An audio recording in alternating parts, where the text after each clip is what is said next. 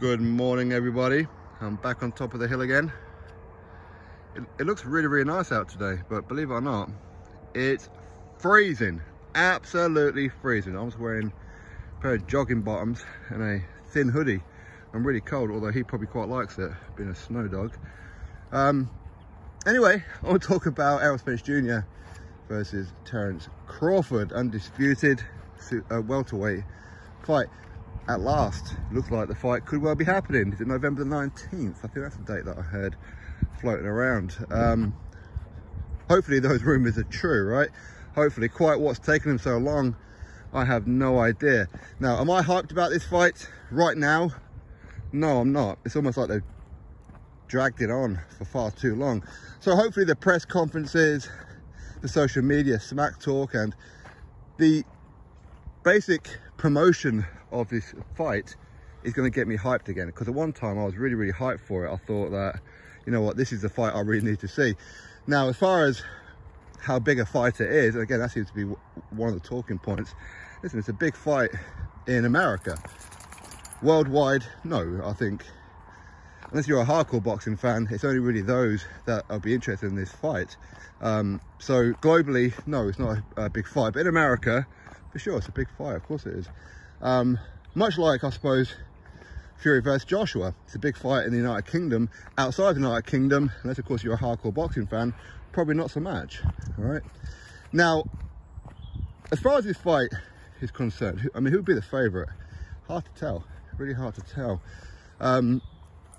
With Errol Spence Jr., I kind of see him as he's in decline. He looks like he's been in decline for a little while now, and his level of opposition has been pretty, I mean, it's been okay. It has been okay. Unfortunately, he backed out of the Manny Pacquiao fight. I do feel that he wasn't really injured, but hey, how do I really know? I wouldn't know. But it's like he's been fighting decent opposition, but going backwards, if that makes sense. You know, he fought Kell Brook. Listen, we all know why he beat Kell Brook. A lot of that had to do with the Golovkin fight, the fight before. But then, you know, he's been taking on people like Sean Porter. Kell Brook beat Sean Porter. Then he's taken on Danny Garcia. Well, Sean Porter beat Danny Garcia. Took on Ugas. Again, Sean Porter beat Ugas and whatever else. So it's like he's been taking backward steps. He really has. But at the same time, you can only kind of fight what's put in front of you and what's presented to you. And being a PBC fighter, we know that they're not in control of their own careers. That's just the way that it is. Terence Crawford, again, he's got decent wins on his resume. At the time, Ricky Burns was a very good win. It was. So was Julius Ndongo. That was a very good win as well. Amir Khan, Kell Brook, they're just like resume toppers, aren't they, really? At that stage of their career, that's all that was. Sean Porter, again, it is a resume topper, but still a decent win, no doubt. And I do feel that Sean Porter did actually defeat Errol Spence Jr. I do, but anyway, it doesn't really matter. The most important thing is that this fight's going to be on. Now, the favourite for this fight, in my opinion, is Terence Crawford. I think he has to be the favourite in this one. Anybody who can go from orthodox to southpaw and look exactly the same when they do it, that's a special talent. It is. Errol Spence Jr. is a southpaw, so he's going to have problems fighting Terence Crawford, preparing for Terence Crawford. Because what kind of Crawford do you prepare for? The orthodox one, the southpaw one, the switch hitter one, the one with fast feet, the one who comes forward. What one do you prepare for? It's difficult. With Errol Spence Jr., we know what he's going to do. He's going to try and play it safe for a little while, and as and when he can, he'll... Brandon, come in. Come this way, mate. Come on. And as and when Spence Jr. can, he'll try and get up close and try and chop the tree down. He'll go for the body shots. Very good body shot puncher. He really is. I do like Errol Spence Jr. and I do like Crawford. So I don't actually have a horse in the race for this one. Who wins? Not bothered. I will be curious as to what kind of contract the PBC has with Terence Crawford now. Because as we know, the wrong side of the street talk was all coming from Errol Spence Jr., which was absolute nonsense. It really was. And there ain't no way Al Heyman and the PBC are going to allow Crawford to fight Errol Spence Jr. without tying him up under some kind of contract. Now, we do know that it's going to be a two-way rematch, so we're going to see this fight twice, regardless, okay? Unless, of course, the first fight is dominated by someone and then the loser doesn't want to take the rematch. That's the only way we're not going to see it, right? But both of them will have the option to exercise the rematch. But as I said, the favourite, in my opinion, has to be Terence Crawford. It really does. I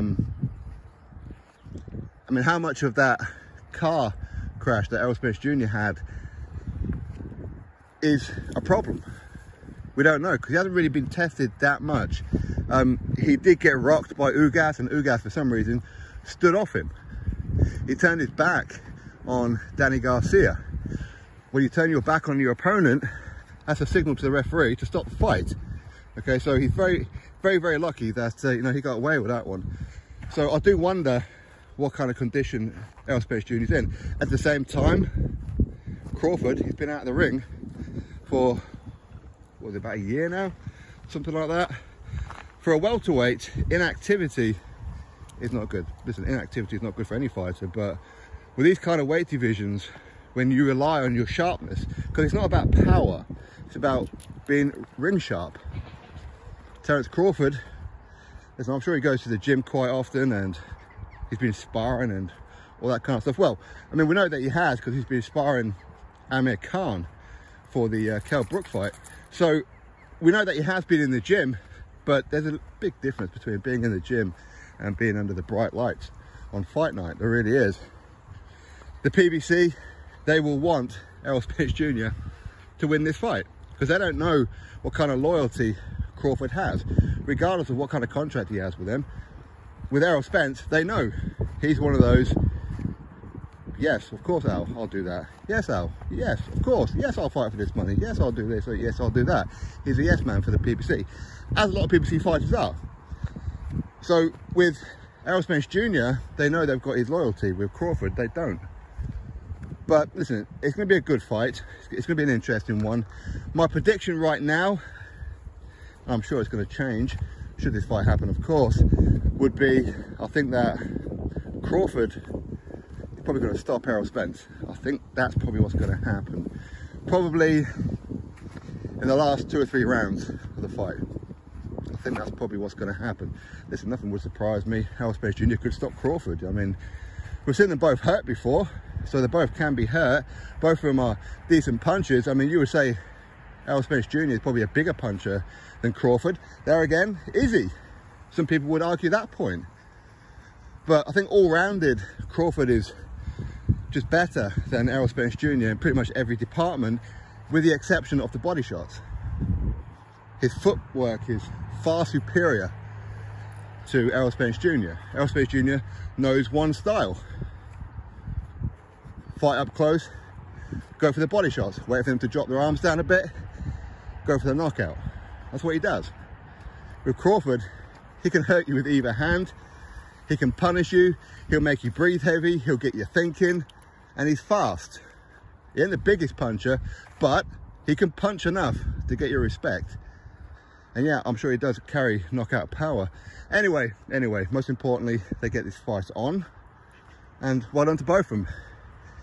I mean, it's only taken you 3 or 4 years, but well done. Congratulations. Drop your thoughts below. Click thumbs up, subscribe. Catch you next video.